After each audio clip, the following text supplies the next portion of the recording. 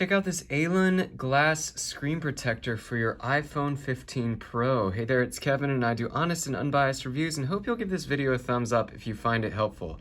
So this is a screen protector and it comes with 3 protectors within this little box.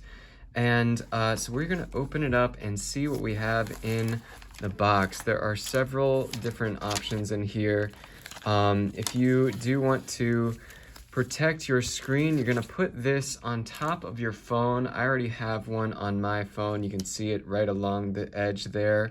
So you place this on your phone just like that, and then you can use this wet wipe to wipe off any dust or dirt or whatever you have on your phone.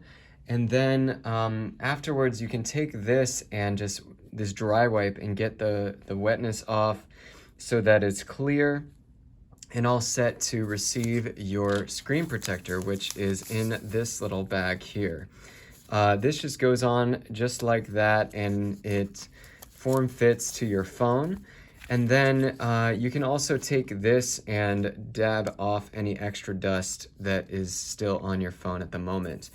Now there is a protector for your camera as well. So this can come off and just go on to your phone just like that, so that it protects your camera, protects your flash, and it protects everything else back there with your phone.